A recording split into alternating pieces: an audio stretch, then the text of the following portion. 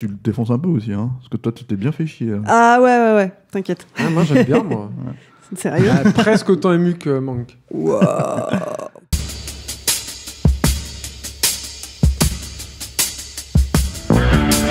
Votre copain Jack Burton, il regarde l'orage bien droit dans les yeux et il lui dit: T'es si tocard que tu passerais pour un chef-d'œuvre de l'art moderne. Madame, je n'écrirai rien sur ce film, c'est une merde. Merde. Ce sont les gars qui se prétendent normaux qui vous déçoivent. Les dingues, ça ne fait jamais peur.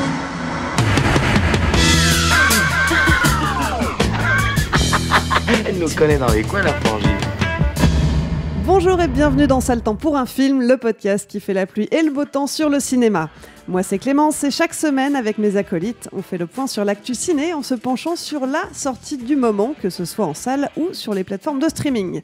Avec moi aujourd'hui pour cet épisode, j'ai le plaisir de retrouver Stéphane. Salut Clémence. Et Julien. Salut Clémence, ça va Clémence? Ça fait longtemps va, que je sais merci. pas. Comment ça va d'ailleurs? Ça fait un bon moment. Bonne année Clémence. Bonne année Julien, bonne année à tous et à toutes. Et on est aussi avec Alain à la technique. Salut Clémence. Et c'est toujours Latex qui s'est occupé de l'habillage sonore. Cette semaine, on vous parle de Minuit dans l'univers, le dernier blockbuster Netflix sorti le 23 décembre. On retrouve George Clooney devant et derrière la caméra pour un film post-apocalyptique qui se passe en 2049. Il y incarne Augustine, un scientifique basé en Arctique.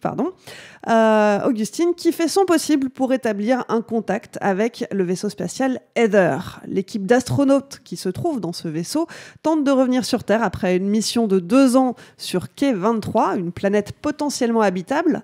Oui, mais la Terre vient d'être ravagée par de multiples radiations et Augustine va donc tout faire pour empêcher l'équipage de rentrer à la maison. Ce film, c'est une adaptation d'un roman qui a connu un certain succès, un Good Morning Midnight de Lily Brooks Dalton. Alors, nos chroniqueurs, qu'est-ce qu'ils en pensent avec la critique express? Si vous deviez donner votre avis sur le film en un seul mot, ça serait quoi? Non, mais Le mec qui zappe à chaque fois. mais c'est clair. Cucurbitacé. Bah là, je sais pas. Parce que c'est bien, tu peux faire. Il fait froid, on peut faire. Moi j'aime bien les cucurbitacés. Tu peux des cornichons à la russe, par exemple, c'est très bon avec un petit whisky. Il faut le baquer derrière un ton de Tu me tombeau. dis- Là. Je sais rien, je sais pas. Tu m'as dit que tu l'avais trouvé plutôt pas mal, que ça t'a plu. Non, je trouve que c'est alors caca.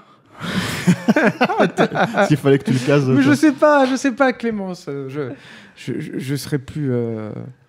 T'es plus à l'aise pour faire des Je très sais grandes pas, phrases ennuyeux. Voilà. ennuyeux. C'est mieux que moi j'aime bien cucurbitacé, c'est un beau mot, ça sonne bien.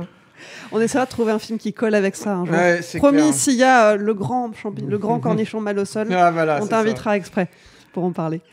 Stéphane, toi, t'en penses quoi? Nespresso. Nespresso, très bien.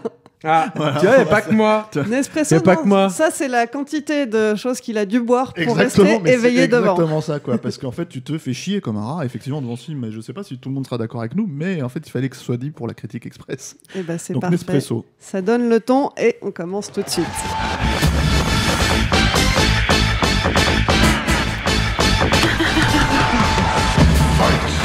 Alors, Nespresso, donc tu as bu des litres de café Oui, Pour puis tenir c'est un debout. peu pour me tailler un peu la fiole de payer la fiole de Georges Clooney, quoi, puisqu'en fait j'ai l'impression que ça fait que quelques années qu'il fait que ça maintenant, si tu veux, genre des pubs pour Nespresso, donc voilà.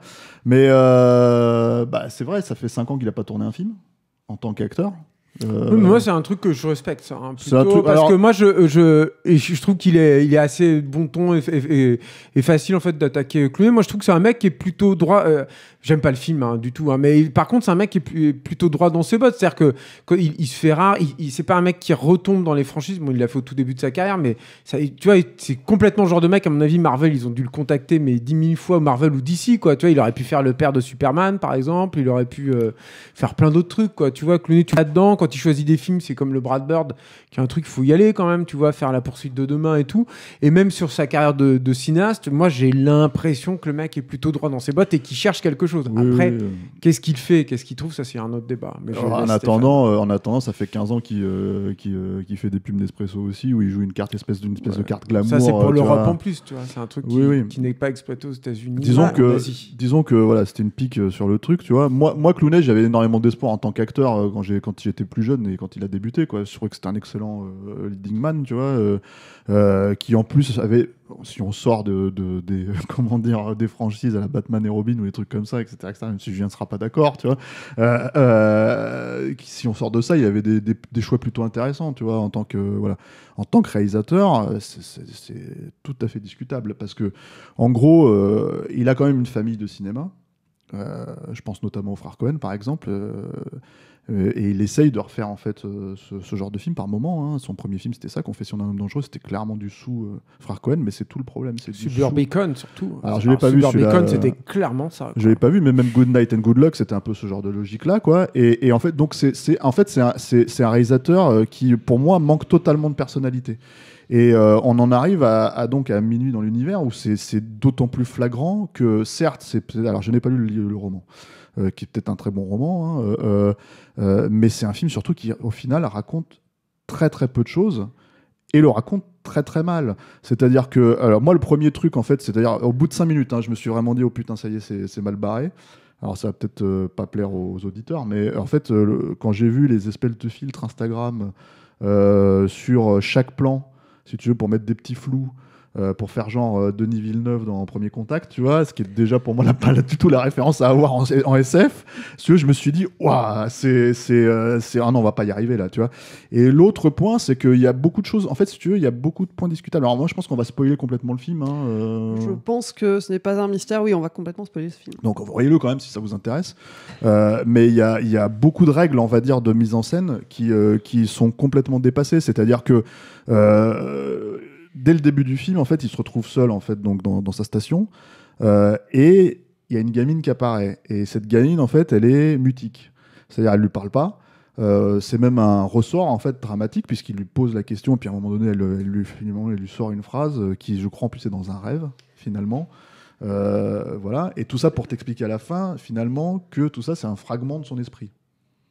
Alors, c'est un fragment de son esprit parce que, en fait, ça connecte au reste du récit. Quoi. Et oui, je vous laisse éventuellement... dans sa tête. Voilà, je vous laisse éventuellement spoiler, mais rien que ça, déjà, t'as énormément, en fait, de trucs où c'est censé être, on va dire, un ressort dramatique final, un twist, qui, si tu rembobines un tout petit peu dans le récit, en fait, ne fonctionne pas du tout. C'est-à-dire que, en gros, à quoi servent ces plans, par exemple, si tu veux, quand ils trouvent ils partent finalement dans le grand nord, enfin dans le grand froid, pour comment dire, pas le grand nord mais le grand froid. Changer de station. Voilà, pour trouver une station pour pouvoir finalement communiquer, voilà. Communiquer avec le vaisseau spatial. Ils sont dans une première base qui a une antenne qui est pas assez puissante et donc ils doivent déménager et ils traversent une partie de l'Arctique pour rejoindre cette seconde base. Merci. Tu sais très bien, c'est génial, tu arrives à résumer exactement ce que j'arrive jamais à résumer. Et je suis sûr que les gens, en fait, quand ils voient les films, ils connectent, mais bon, bref, tu vois, effectivement, quand t'as pas vu le film, tu es complètement perdu dans ce que je raconte. Mais bref, le truc, c'est il se trouve que il se retrouve en fait devant les survivants d'un crash, et la gamine se retrouve à regarder en fait un plan, et en fait on insiste sur ça alors qu'elle est toute seule dans son coin, si tu veux, quand Clooney est en train de faire autre chose, pour voir un des macabées en fait une des personnes qui est décédée dans le crash. Et là tu te dis, ça sert à quoi? Ça sert pour moi, pour le coup, il y a une explication claire là-dessus. C'est une des personas en fait du personnage de Clooney. Et cette petite fille, c'est l'horreur qu'il n'a pas envie de voir là et qui va chasser. C'est à partir du moment où il la chasse qu'il arrive à achever le mec. C'est la gamine. Oui, bien sûr. Mais ça fait partie de la psyché en fait de George Clooney. Donc à partir de là, elle a un sens. Enfin, le film est hyper pauvre. La problématique, c'est qu'il l'a vu pour le coup, Clooney, ça. Contrairement, et justement, il lui dit à la gamine ne regarde pas. Oui, justement, il refoule cette partie-là de sa personnalité pour pouvoir justement dézinguer le mec. D'accord, ok. Donc si, ça a un sens. Enfin, j'ai pas cherché grand-chose là. Ouais, mais moi c'est surtout qu'en fait, la problématique, si tu veux, c'est qu'on traite. Pour moi, c'était plus une manière d'essayer d'ancrer le personnage dans une réalité, c'est-à-dire que ce personnage existe, si tu veux, même s'il est mutique. C'est les deux, quoi. Du coup. S'il est mutique, mais en fait, dans la logique des choses, il aurait, pour le coup, ça aurait pu être. Alors, c'est peut-être dans le roman, hein, j'en sais rien. Mais en fait, c'est un personnage qui aurait pu totalement parler. Si tu veux, il n'y a aucune raison de le rendre parce que là mutique, aussi, il y a en un fait, sens. Bah, je trouve pas tant que ça, en fait, justement. Tu vois. Quand il y a un sens, il y a un problématique. Film. Bien sûr, c'est un truc d'absence de communication avec sa gamine et c'est le truc. Sauf que comme c'est dans sa tête, il peut parfaitement. Ah oui, bon, d'accord. Bien sûr. Le fait qu'en vrai, il ne lui a jamais parlé à sa fille. Oui, d'accord. Donc, c'est ça, vous êtes plus malin que moi, en fait, c'est un grand film. mais globalement, en fait, si tu veux, il y a tous ces trucs où quand tu rembobines, on va dire, pour moi, en fait, c'est plus des problématiques d'essayer de. Et c'est un twist qui n'a pas grand sens, on va dire, dans le récit. Vas-y. Souvent, dans les films où il y a un twist comme ça, et en fait, c'était sa fille depuis le début, on se repasse les moments clés dans sa tête en se disant « Ah oui, mais là, c'était très malin ». Et en fait, à aucun moment, moi, j'ai ressenti ça. Quand il y a le twist final, je me suis pas dit « Ah oui, là, ils avaient laissé des indices. » Parce que c'est pas parce que tu le grilles tout de suite, en fait. Ouais. Enfin, vous l'avez pas vu venir, vous, le twist ? Enfin, je sais pas, je trouve que tu le vois venir, mais hyper vite. L'autre problème, c'est qu'en fait, tu le vois. Enfin, après, il faut se poser la question de à quoi sert ce personnage, si tu veux, et vis-à-vis de ce que j'entends par là, l'autre grande partie du film, qui est en fait, donc, tu as une partie dans l'Arctique et tu as la partie dans l'espace. Et effectivement, en fait, les deux personnages sont connectés. Mais le problème, c'est qu'en fait, est-ce que vous avez grillé forcément ça ? Moi, j'ai pas forcément grillé cette logique-là. C'est-à-dire que, du coup, en fait, c'est même pas une question de me demander si le personnage existe ou n'existe pas, tu vois, c'est-à-dire qu'en fait t'arrives à un stade où tu t'en fous littéralement, c'est-à-dire que ça, c'est un autre problème. En fait, tout l'objectif de ce personnage-là, c'est justement de faire le lien entre ce qui se passe sur Terre et ce qui se passe dans l'espace, mais en fait ça fonctionne pas puisque le lien il existe déjà, même si toi tu le sais pas. Ouais. Parce qu'à partir du moment où on te raconte le passif en fait du personnage de Clooney, tu vois, ce qui est déjà, moi j'ai mis un peu de temps à comprendre que c'était Clooney jeune, tu vois, le mec et tout quoi. Mais ça c'est un autre problème, on va dire, c'est parce que nous on l'a connu. Ouais, voilà, c'est ça. Mais à la limite, voilà. Et mais cette espèce de truc, voilà. Et alors l'autre problématique pour moi, c'est-à-dire la problématique dans l'espace, c'est une problématique de ton, mais complètement. Alors je sais pas si ça vous a fait ça vous, mais moi en fait complètement. Alors c'est-à-dire t'as une scène où d'un seul coup ils se mettent à danser dans l'espace et à chanter. Et tu fais d'accord, donc là on est dans un Disney bas du front. Ensuite, en fait, si tu veux, tu as une pluie de météorites, ce qui veut dire que. C'est-à-dire que. Clooney serait un réalisateur, on va dire, qui arrive à manier ce qui, pour moi, n'a jamais été le cas. Hein. Dans les films précédents, c'était pas le cas du tout. Ça serait quelqu'un qui arrive à manier la rupture de ton. Je dirais, bon, bah, c'est courageux d'essayer de faire ça. Mais en fait, il te fait une espèce de scène moi, ce que j'appelle comment dire, d'ahuri, quoi. C'était cette scène où ils se mettent à chanter et danser dans l'espace, là, pour ensuite mettre une scène de tension avec, comment dire, une pluie de météorites, tu vois, pour ensuite te mettre un truc où ils font des blagues, pour ensuite te mettre, en fait, si tu veux, un truc où un des personnages a finalement été touché. Et du coup, en fait, t'es en train de regarder ça et tu te dis, mais vous voulez aller où, en fait, dans le ton, dans ce que vous voulez véhiculer, en fait, comme émotion au spectateur. Et en soi, je veux dire, il fallait choisir. Il y a une scène, en fait, qui aurait pu fonctionner, ce qui est, à mon avis, la scène, justement, de comment on va essayer de sauver le personnage qui a été blessé. Où là, on aurait pu peut-être faire quelque chose, une vraie scène de SF, une vraie scène de... Voilà. Mais en fait, déjà, elle est tellement pas amenée, du coup, je trouve, dans le récit, que... Voilà. Et puis surtout, au final, encore une fois, dans le grand tout du film, à quoi ça sert ? Tu vois, alors, je sais pas si vous avez eu cette impression-là, mais moi, toutes les scènes d'espace dans le film, j'ai eu l'impression de voir des copier-coller ratés, en général, d'autres films d'espace que j'ai appréciés. Moi, j'ai retrouvé du Gravity, du Interstellar, du Apollo 13. Gravity, surtout, moi, je trouve. Ouais. Cette sortie à l'extérieur, où il y a une pluie de météorites qui touche toute l'équipe, pour moi, c'est du copier-coller de Gravity en moins bien. Alors, largement moins bien, ouais. Mais c'est la même scène, avec la même tension au même moment, où tu te dis à quel moment tu vas aller danser et chanter et réparer des trucs, alors que tu sais que tu as des astéroïdes qui sont en train de t'arriver sur la gueule.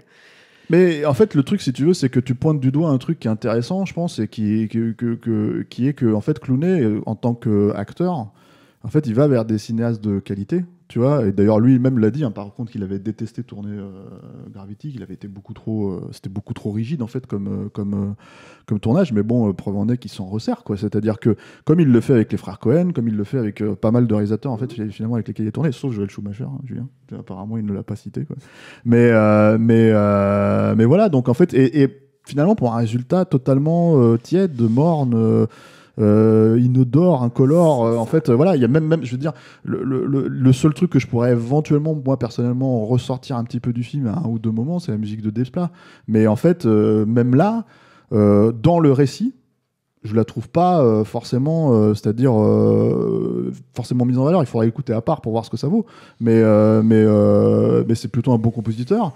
Quelqu'un qui sait jouer un petit peu sur l'émotion et tout, et là en fait c'est le seul truc où à un moment donné où ici et là je me suis dit tiens, ça c'est effectivement mais parce que mon esprit était en train de divaguer ailleurs, quoi. Julien est très muet en fait. Julien, tu es très silencieux. J'attends mon tour, moi je suis poli. Tu peux, tu veux te signaler avec un sonore de ton téléphone donc c'est mon tour. Clément, j'ai le droit de parler. Stéphane, tu m'autorises? Tu as le droit. Non, moi, je crois que je peux commencer par là, en fait, ce sera le plus efficace. Ce qui m'étonne énormément, moi, de ce film, c'est que c'est un film qui prend qui fait beaucoup de circonvolutions narratives. C'est-à-dire, c'est un truc le récit est explosé dans le temps, explosé dans l'espace. C'est-à-dire que tu as deux narrations en parallèle, une narration qui est sur une expédition spatiale et un autre qui est sur une expédition terrestre. Donc tu vois très bien là où il y aurait pu y avoir des renvois, c'est-à-dire le survival, on va dire, spatial et survival terrestre. Qui n'existent pas au final, hein, d'ailleurs, ou très très peu. Et ça, c'est dommage parce que je pense qu'il y aurait eu un truc intéressant à créer là. Donc voilà, donc tu as déjà deux récits comme ça en parallèle. Et à l'intérieur de ces récits, tu as toute une logique de rêve, de personnages qui rêvent, donc des fausses pistes comme ça, qui sont essaimées à l'intérieur du récit. Et à l'intérieur de ces deux récits, alors quasiment pas par contre dans l'expédition spatiale, mais alors beaucoup dans la section terrestre, t'as un récit aussi qui est dont la chronologie est cassée, c'est-à-dire que tu vois ce qui s'est passé dans le passé de façon comme ça morcelée à l'intérieur. Tout ça agrémenté avec un personnage donc qui est celui de Clooney, qui donc a un être qui est une émanation de sa psyché. Donc tu te dis putain, le bordel, laisse tomber quoi sur la narration et tout, mais c'est le truc, je veux dire, c'est fausse piste sur fausse piste sur fausse piste. Pour toi normalement tu devrais être tout perdu en permanence. Or c'est pas que t'es pas tout perdu quoi que ce soit, c'est que alors moi je sais pas si ça vous a fait ça, mais tu sens tout arriver sans arrêt. C'est hallucinant. C'est-à-dire que t'as un début de scène, une fois que t'as compris cette séquence ce qu'elle est, tu te dis bon, elle va terminer comme ça, et elle termine comme ça à chaque fois. Et une fois que t'as un autre truc, elle termine comme ça. Et puis tu vois tel personnage est planté comme ça. Par exemple, il y a une des cosmonautes en fait de l'expédition spatiale et tout. Tu vois un truc où elle est projetée dans un truc holographique en fait, où il y a des échanges avec.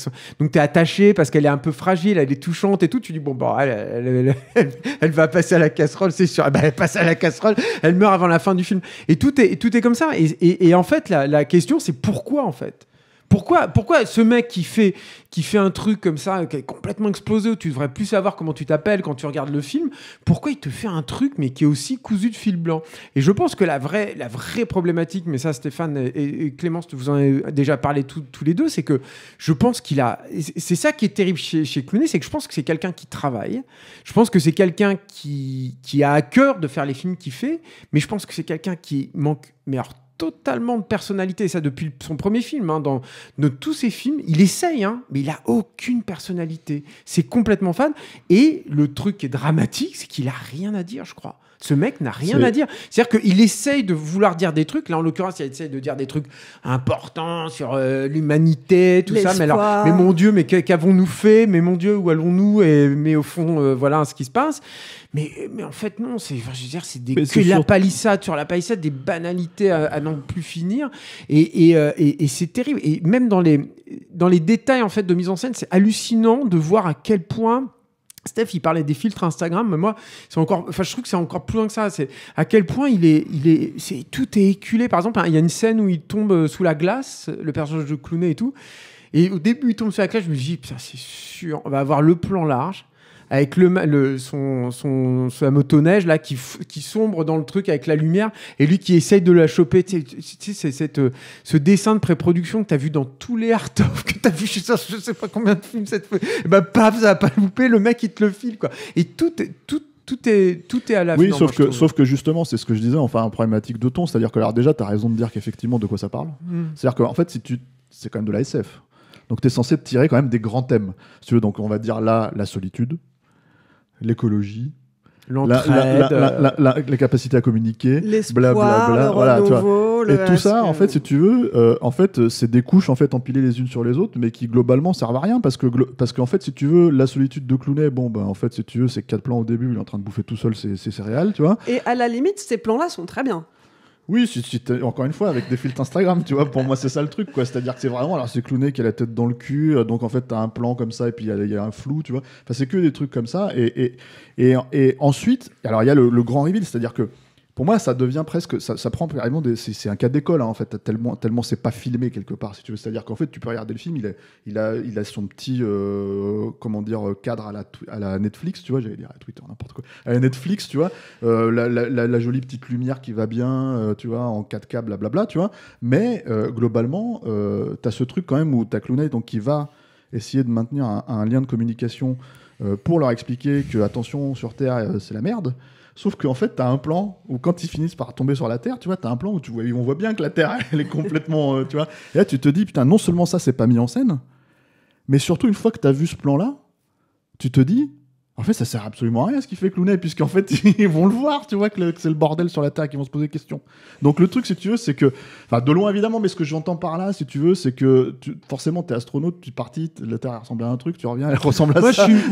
Voilà, je dis qu'il y a un problème. Voilà. Je suis plus gêné sur des logiques de DA que je trouve débiles, en fait. Et je trouve que c'est là où, en fait, il est ridicule. C'est-à-dire que, par exemple, moi, ces questions, juste pour terminer, ces questions, je me les poserais pas, en fait, si j'étais dans le cœur émotionnel du truc. C'est ça aussi. C'est ça la problématique. Il y a pas de truc. Voilà. Non, mais c'est plus anecdotique, hein, ce que je voulais dire, mais c'est vrai que moi, par exemple, plus que les filtres Instagram, moi, c'est le design du vaisseau, ça m'a saoulé, quoi. Je veux dire, il y a un truc où à un moment, on te fait comprendre qu'il y a une imprimante 3D à bord et que donc, oui, alors ça, il y a une logique. Mais ces structures qui évoquent un peu l'arnouille, en fait, qui sont censées faire la structure, en fait, du vaisseau. Alors, j'imagine bien qu'au niveau de la théorie, le mec, il s'est dit, non, mais il y a un truc hyper organique, c'est comme des espèces d'eau, et c'est un peu comme s'ils étaient à l'intérieur comme une sorte de cocon et tout. Mais moi, je l'achète jamais, moi, ce truc. Et ça fait un peu partie du reste du film, en fait. C'est un peu édifiant du reste. C'est-à-dire que il y a beaucoup de postures là-dedans. C'est-à-dire on va faire comme... Mais en fait, quand tu arrives à l'os, quand tu arrives au truc, au final, tu te dis, mais non, ça marche pas. Enfin, tu vois, ça n'a pas, il n'y a pas de logique en fait interne là-dedans, quoi. Moi, je retiendrai, pour dire à quel point j'ai pas aimé le film, d'ailleurs, il y a un truc que j'ai bien aimé, qui est une toute petite idée très très courte, puisqu'on décide de spoiler, qui est donc ce personnage de cosmonaute en fait, ou spationaute, je sais jamais. Ça, à mon avis, en français, c'est on va s'en astronaute. Astronaute, ouais, parce que je me suis dans les commentaires, ça, les mecs, ils vont pas me louper, quoi. Vous ne me louperez pas et c'est pas gentil. Mais c'est pas ça, c'est pas grave. Mais en fait, quand elle meurt, en fait, il y a une idée que j'aime bien qui est le truc quand ils enlèvent son casque, il y a beaucoup de sang en fait qui sortent d'un seul coup. Parce que tout est en apesanteur. Ouais, en apesanteur, voilà. Et après, il y a des gouttes de sang partout et tout. Alors, je trouve ça hyper dommage parce qu'en fait, là, c'est pareil. C'est là où tu vois qu'il y a un vrai problème de positionnement de réalisateur et d'objectif de réalisation. C'est que je ne comprends pas la finalité des mecs. Je comprends pas ce qui fait qu'ils vont réussir à la sauver ou pas. C'est-à-dire que j'ai l'impression que les autres sont en train de s'exciter autour d'elle, mais t'as pas l'impression qu'ils sont en train de la soigner, qu'il faut faire un garrot, tu comprends pas en fait ce qui se passe. Et là, tu dis, où est le réel, quoi. Là, vraiment, ça fait... Mais par contre, c'est dommage parce que je trouve que d'une part, c'est pas violemment graphique, c'est pas gore, c'est-à-dire, mais par contre, c'est hyper graphique et ça marche super bien. C'est-à-dire que d'un seul coup, tu te dis, elle souffre. tu comprends tout de suite l'urgence de la situation et l'urgence a continué à planer littéralement dans l'espace des personnages. Et je me dis, putain, ça c'est une super idée de mise en scène. Je suis dégoûté que ce soit pas bien exploité parce que l'action, encore une fois, des personnages n'a pas de sens dedans. Mais c'est dommage parce que je trouve que là, ça fait partie des rares moments où je me suis dit, il a ce qu'il n'est pas ailleurs. Et je suis désolé pour lui, hein, parce que je pense que fondamentalement, c'est vraiment le problème. Il n'est pas inspiré. Et c'est le seul moment où il est inspiré, en fait, Clooney, quoi. Mais tu dis quelque chose d'intéressant, le fait que l'action des personnages n'a pas de sens. Les personnages, de manière générale, à part le personnage de Clooney, enfin l'équipage n'existe pas. Ils n'ont pas de personnalité, ils n'ont pas de background. Mais bah si, ils essayent, tu vois, le personnage c'est vraiment de l'autre qui veut organiser sa famille, donc t'as elle qui est avec... c'est brossé de manière ultra rapide et à aucun moment... Alors, mais c'est parce qu'elle est enceinte et ça n'a absolument... ça n'a rien à voir avec l'histoire.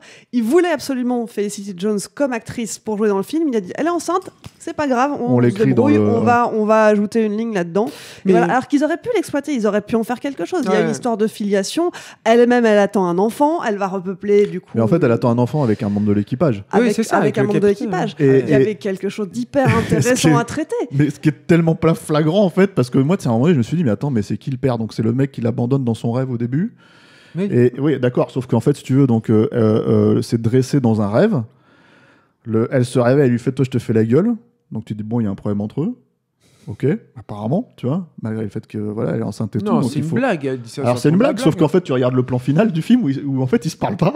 Mais parce qu'ils bossent. Mais oui, mais j'aime pas mal ce final. Mais moi, à un moment donné, t'as envie de dire. Peut-être parce que le film était terminé. Moi, j'aimerais bien juste pour ne serait-ce que pour avoir un petit. Et là, moi, je te rejoins justement en fait sur ce que tu dis, Clémence. C'est-à-dire que oui, en fait, il essaye, mais il essaye pas. C'est-à-dire qu'en fait, il essaye sur le papier, il y a 2 lignes qui sont écrites. Alors lui, sa famille, elle est là-bas, donc il veut rentrer. Lui, en fait, il en a plus rien à foutre, donc il veut rentrer avec lui. Mais c'est en fait, Et en fait, le problème, c'est qu'il sait pas émotionnellement. Moi, je suis désolé, tu me mets une femme enceinte dans l'espace, elle sort dehors, tu poses au moins la question, un des persos qui arrive qui dit, t'es sûr, tu vas y aller, tu fais attention. Je sais pas, quelque chose en fait pour. Mais c'est ça, elle répond, elle dit oui, non. À aucun moment, c'est un enjeu. Voilà, c'est pas un enjeu. Émotionnellement parlant, t'as l'impression qu'en fait, c'est 2 autistes qui sont en train de se regarder dans le blanc des yeux. À la limite, tu te demandes comment ils ont fait pour avoir un enfant. Tu vois, donc en fait, c'est-à-dire qu'arrivé à ce stade-là, tu te dis, putain, moi j'aimerais bien juste une connexion de chair et de sang, quoi. Quelque chose, tu vois, quelque chose d'incarné, tu vois. Ce qui est terrible, c'est pardon, vas-y. Et c'est tout le problème. C'est-à-dire que pour moi, en fait, quand tu parles de tout le récit, si tu veux, qui part dans tous les sens, etc., je te rejoins là-dessus. Mais en fait, pour moi, c'est une espèce de volontaire. Encore une fois, c'est peut-être dans le roman, hein, je sais pas, tu vois. Mais pour moi, la référence là-dedans, et encore une fois, c'est pour moi une très mauvaise référence. Je déteste ce film, mais la référence, c'est Premier Contact. Non, mais ça fait partie C'est-à-dire que ça fait partie des trucs où le mec, en fait, d'un seul coup, on te twiste le truc à la fin pour t'expliquer que... Et en fait, c'est la même logique, et voilà pourquoi on revient dans le passé, voilà pourquoi on t'explique tous ces trucs. Mais après, et visuellement, il y a aussi un lien entre les 2 films, quoi. Mais déjà, pour moi, Premier Contact, j'étais littéralement laissé à la porte d'entrée du film. C'est-à-dire que vraiment, en fait, je me disais, émotionnellement, je ne marche pas du tout dedans, quoi. Et là, c'est exactement c'est puissance 1000, quoi. C'est encore plus problématique, quoi, parce qu'il n'y a même pas, on va dire, un twist. C'est même pas un twist, je trouve, comment dire, qui utilise la science-fiction, la logique de science-fiction pour créer ça. Tu vois ce que je veux dire? Donc, ça pourrait être, fondamentalement, ça pourrait ne pas être un récit de science-fiction, ça serait le même twist. Donc du coup, c'est voilà. Enfin, pour moi, c'est un film je pense que Clooney, il avait pas vraiment, c'est pas son univers déjà. Je pense que c'est pas son genre. C'était son premier film de SF. Hein. Oui, probablement son seul. Mais quel est son univers en fait? C'est ça la question. Je pense que c'est un mec qui prend pas les risques là où il faut aussi. Je pense que ça aussi, c'est-à-dire qu'il casse pas les trucs. Je sais pas comment le dire, quoi, mais finalement aussi, je pense que pour que des personnages ou un univers vivent, il faut qu'ils te surprennent au bout d'un moment. C'est aussi, encore une fois, c'est là où le truc que vous avez fait le blanc, pour moi, c'est vraiment un problème. C'est pas que j'attends d'être surpris, c'est que je pense qu'à partir du moment où t'es surpris ou t'es étonné sur un truc, mais que c'est cohérent quand même par rapport au personnage, là, le personnage, il commence à vivre parce qu'il commence à t'échapper, en fait, et que tu commences à le voir se créer là. Si tu sais tout ce qui va lui arriver derrière, ça reste un personnage de cinéma, parce que c'est un cliché, c'est un archétype, c'est quelque chose que t'as déjà vu avant.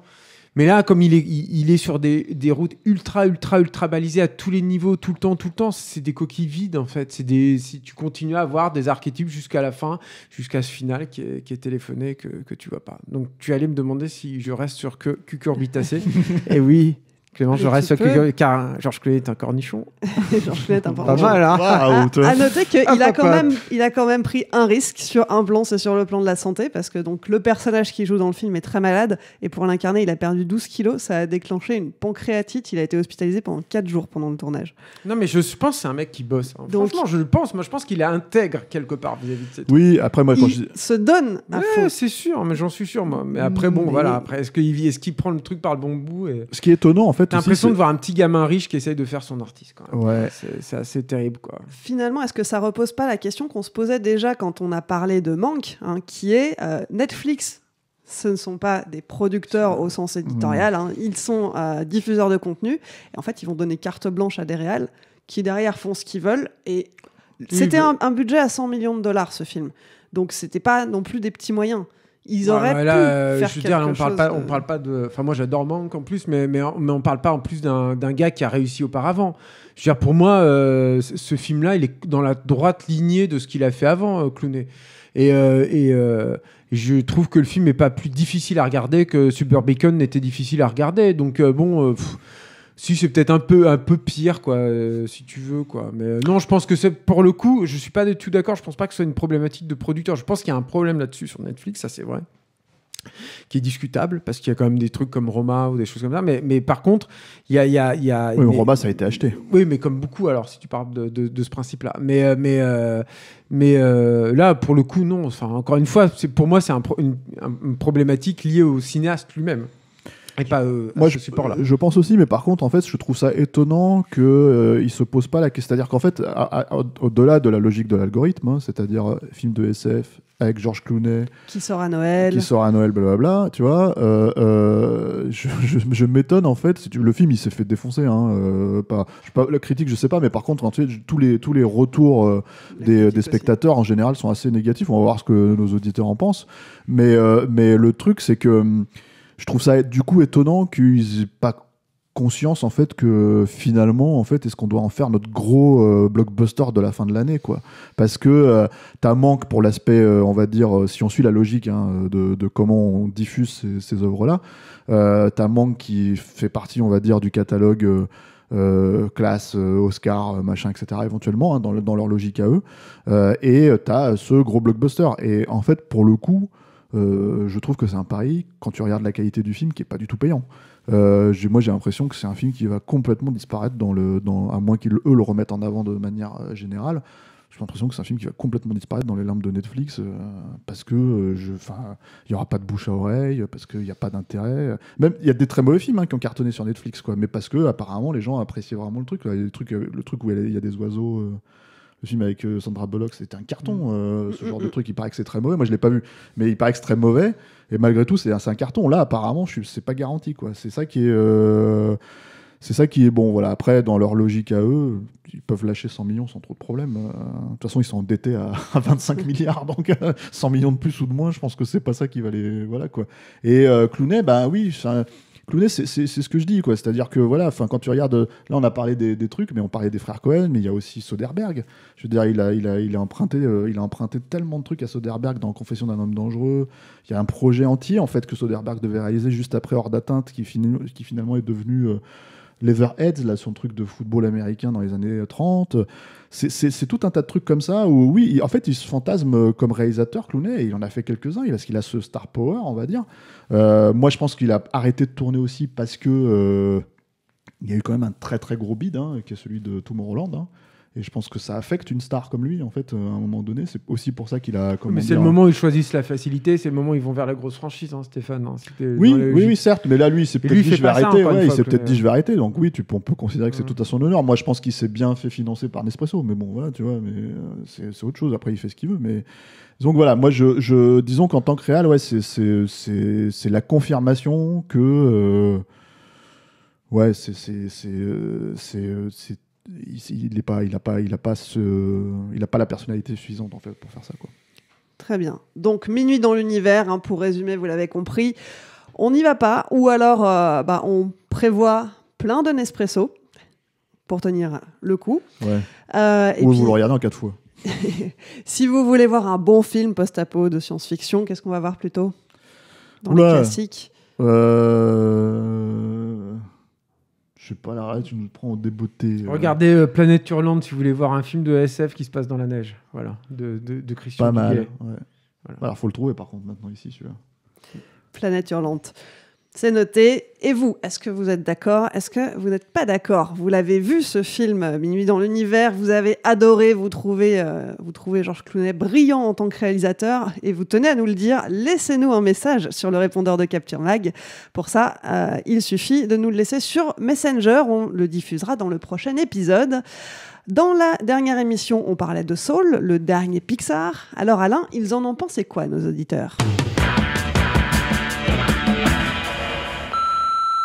Bonjour Clémence et le reste de l'équipe Capture Mag, je viens de finir d'écouter votre podcast sur...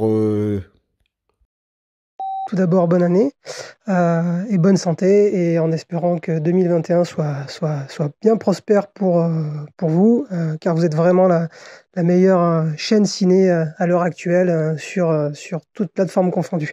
Pour ma part, Soul a été une grosse déception car j'ai trouvé le film parfaitement inabouti. En fait, j'ai eu l'impression que le film contenait plusieurs ébauches de films en un seul, avec donc la partie new-yorkaise, la partie dans l'autre monde, la partie avec la réincarnation, et on pense qu'il va nous raconter quelque chose sur l'éducation, sur la famille, sur la mort, et puis finalement pas du tout. Donc voilà, j'ai un peu l'impression que le film ne sait pas exactement ce qu'il veut raconter. Par rapport à Soul, je dois dire que c'est mon Pixar préféré pour l'instant, je pense. Ça fait 5 ans qu'ils sortent vraiment chef-d'œuvre sur chef-d'œuvre. J'ai trouvé que comme le dernier Pete Docter, il a cette capacité à rendre extrêmement ludique et simple des concepts philosophiques et psychologiques parfois assez complexes. Et je trouve qu'il le fait parce qu'il est capable de les rendre concrets, de les mettre en place dans des émotions et dans des actions de ses personnages. Je viens de finir d'écouter votre dernier épisode de Sale temps pour un film. Encore une très très belle émission avec une mention spéciale du jury pour le klaxon du téléphone de Julien Dupuis. Concernant Soul, je vais pas aller à l'encontre du consensus, j'ai beaucoup aimé le film. Ce que je noterai, c'est que le film est assez impressionnant dans sa capacité à concilier une émotion très premier degré et très candide qui pourrait sembler anachronique alors qu'elle est absolument magnifique, avec une animation extrêmement expérimentale. Concernant l'expérience en salle, je me suis rendu compte en visionnant le film que la salle semblait limite indispensable pour découvrir le film, tant dans ses meilleurs moments, il tient de la séance de méditation transcendantale. Pour revenir aussi sur votre invitation à regarder Monterrier, j'avoue là aussi avoir été extrêmement déçu par ce format court. J'étais extrêmement enjoué par l'idée d'avoir enfin un retour à l'animation traditionnelle. Le seul problème, c'est que j'ai trouvé que techniquement, le style graphique était très pauvre. C'est Frédéric de Montréal. Je voulais revenir sur le podcast sur Soul avec 2 petites réflexions. La première, le nom du protagoniste principal, Joe Gardner. Gardner avec un E en moins. En anglais, ça ferait gardener, c'est-à-dire le jardinier. Et celui qui est peut-être là aussi pour révéler les vocations des autres et les faire grandir. Félicitations pour le travail que vous accomplissez depuis maintenant plusieurs années au travers de vos interventions dans Opération Frisson, Capture Mag, Stéroïdes ou Nos Ciné. C'est ce qui a forgé ma vision du cinéma et a défini une grande partie des exigences que j'ai vis-à-vis des films. Et la deuxième chose aussi sur laquelle je voulais revenir, c'est la musique exceptionnelle de Atticus Ross et de Trent Reznor, qui vient quand même compléter un film de très haute volée cinématographique, même si parfois un poil en dessous peut-être dans l'accomplissement de vice versa, mais aujourd'hui je vois pas beaucoup de films quand même qui autant de très bonnes choses. Voilà, et ben bonne année à tous et à bientôt et encore merci. C'est le temps pour un film, c'est fini pour aujourd'hui. Merci à Stéphane. Merci Clémence. Merci à Julien. Merci Clémence. Et merci Alain. Pour suivre les prochains épisodes, rendez-vous sur Acast, SoundCloud, Spotify, Deezer, Apple Podcasts et toutes les autres plateformes. On dit également un grand merci aux auditeurs et puis merci aux tipeurs. Ce projet existe grâce à vous. Si ça vous a plu, n'hésitez pas à nous donner un petit coup de pouce. Pour nous soutenir, vous pouvez également nous relayer sur vos réseaux sociaux préférés. On est présent sur Twitter, Instagram, YouTube et Facebook. Parlez de nous à vos amis et mettez-nous des étoiles sur les applis de podcast. On se retrouve dans une semaine. En attendant, portez-vous bien et à vendredi prochain.